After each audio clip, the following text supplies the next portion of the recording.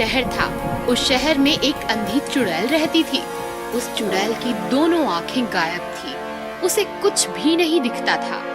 मैं जानती हूँ तुम सब यहाँ छिपे हो।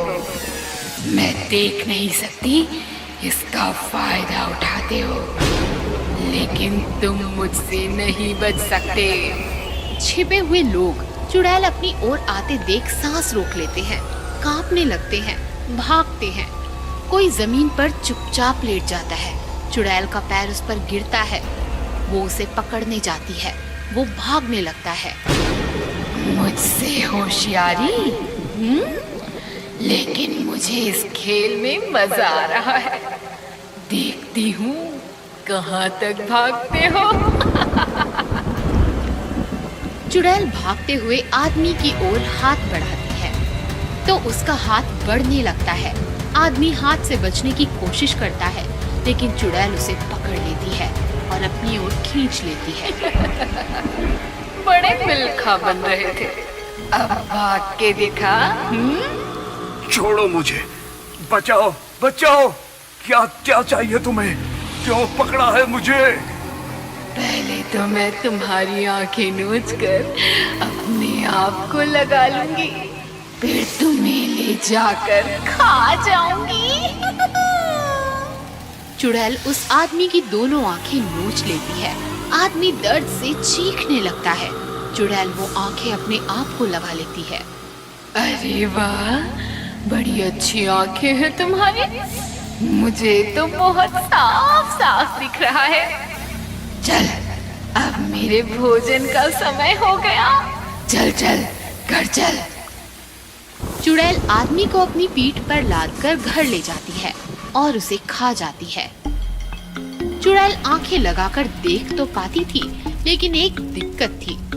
उसकी लगाई आंखें सिर्फ 24 घंटों तक ही काम करती थी। 24 घंटों बाद आंखें खराब हो जाती और चुड़ैल फिर से अंधी हो जाती थी। फिर क्या था, अंधी चुड़ैल फिर मार्केट जाती और किसी आदमी की आंख नोचकर फिर से नई आंखें लगा लेती। फिर पूरे मार्केट में चुड़ैल का आतंक फैल जाता है और दुकानदार मार्केट बंद करने का निर्णय लेता है। भाइयों, वो अंधी चुड़ैल रोज आ रही है और किसी ना किसी को उठा के ले जाती है। डर के मारे कस्टमर्स भी मार्केट में नहीं आ रहे। क्या किया जाए? जब तक चुड़ैल का कोई इलाज नहीं होता, हमें मार्केट बंद करना होगा। हाँ, हमें मार्केट बंद करना ही होगा। इस प्रकार दुकानदार मार्केट बंद कर देते हैं और पूरे मार्केट में सन्नाटा छा जाता है। रात होती है। चुड़ैल मार्केट आती है तो मार्केट में कोई भी नहीं होता। चुड़ैल बहुत ढूंढती है पर उसे कोई भी आदमी नहीं मिलता।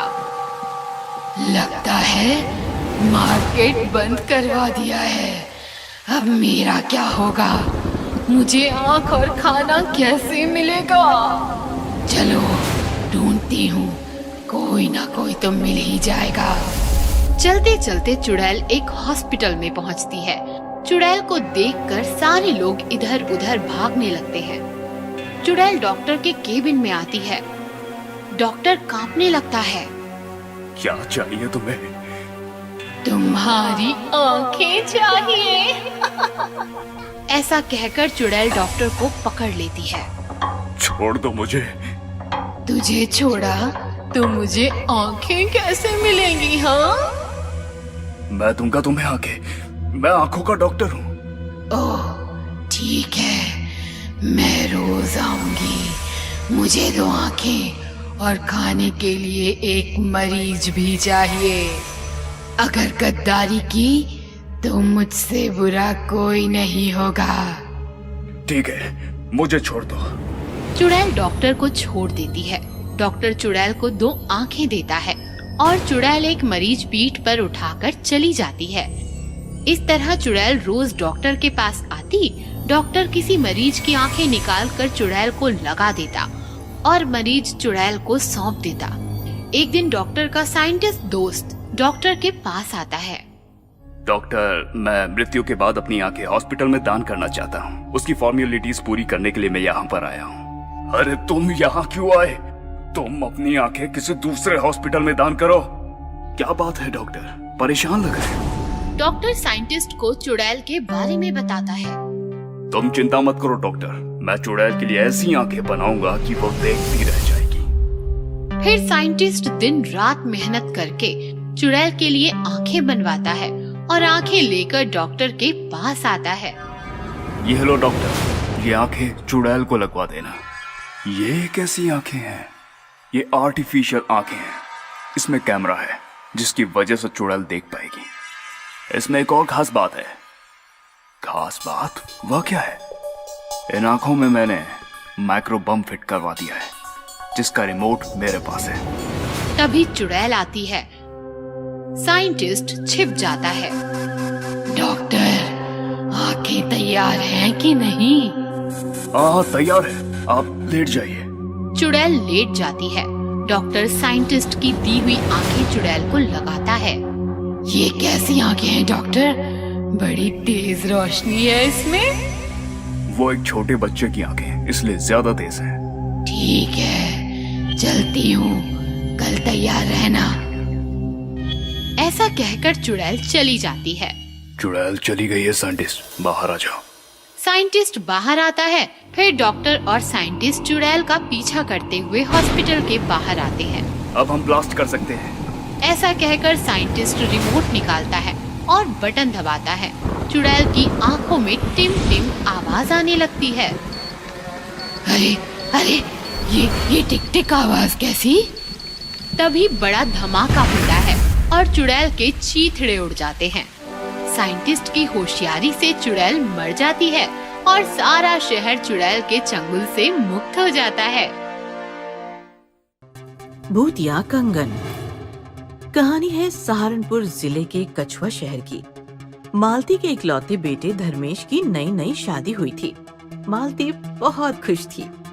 मालती की बहू जूली आईने के सामने अपना रूप निहार रही थी।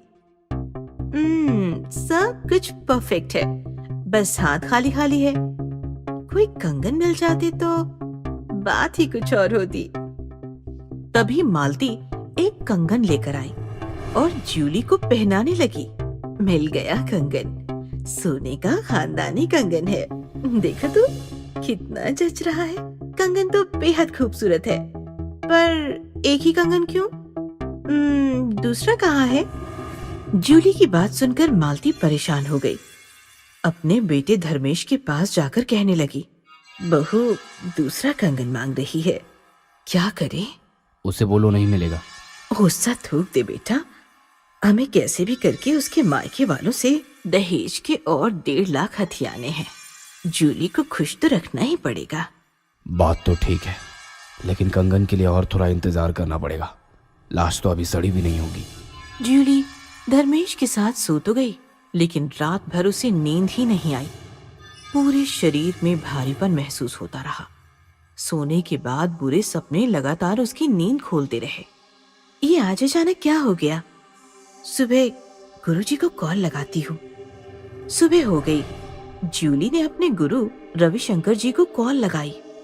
प्रणाम गुरुजी, कल रात से बुरे सपने आ रहे हैं। भारीपन सा महसूस हो रहा है, नींद भी नहीं आ रही।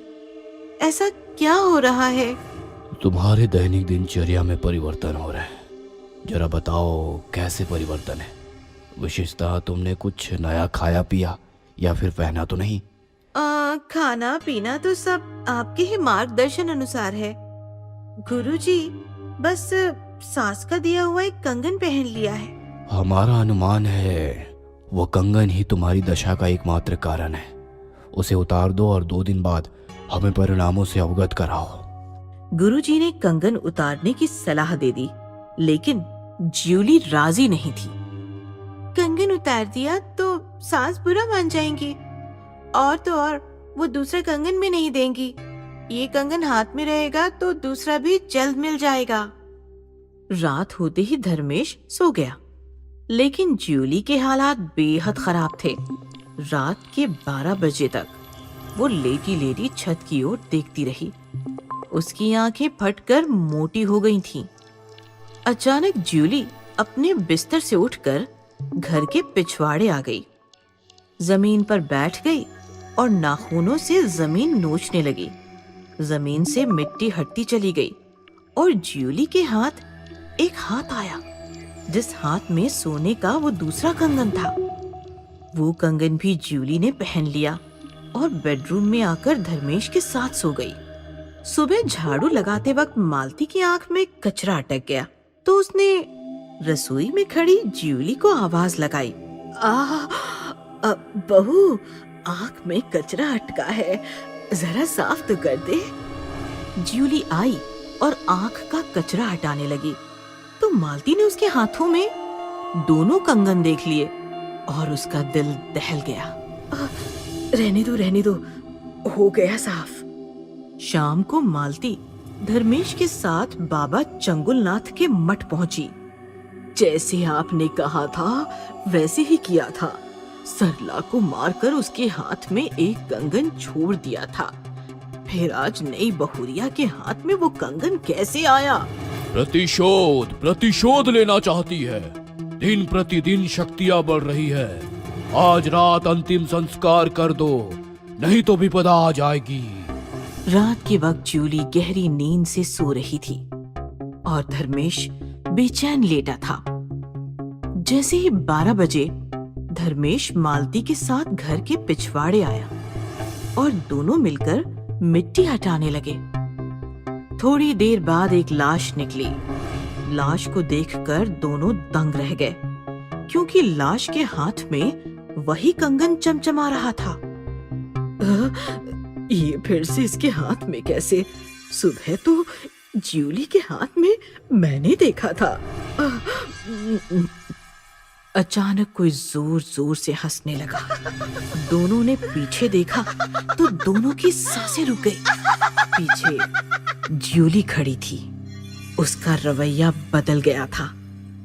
बाल हवा में बिखर रहे थे, मुंह से पानी टपक रहा था। पागल लड़की, चल चल अंदर चल। ऐसे ना धमकाओ धर्मेश बाबू, मैं आपकी पहली बीवी सरला हूँ। ज्यूली नहीं। ये सुनते ही मालती और धर्मेश के रोंगटे खड़े हो गए। क्या चाहती है तू? आखिर क्या चाहती है? बदला। मेरे माता पिता दहेज ना दे सके तो तुम दोनों ने मिलकर बेरहमी से मुझे दफना दिया। अब भुगतो मेरी बेरहमी का नतीजा। मालती और धर्मेश भागने लगे। सरला ने जोर जोर से हंसते हुए अपना सिर हिलाया, तो मालती धर्मेश अपने आप पीछे पीछे सरकने लगे। ये क्या हो रहा है माँ? हम तो भाग ही नहीं पा रहे। सरला ने दोनों को पीछे खींच लिया और सिर को जोरदार झटका देकर दोनों को गड्ढे में गिरा दिया। सरला, माफ कर दो, माफ कर दो। बचाओ, बचाओ कोई। सरला ने मिट्टी पर नजर डाली तो मिट्टी अपने आप गड्ढे में गिरने लगी। थोड़ी ही देर में गड्ढा मिट्टी से भर गया और मालती धर्मेश दफन होकर मर गए। इस प्रकार ज्यूली के शरीर की मदद से सरला ने खुद पर हुए अत्याचार का बदला ले लिया।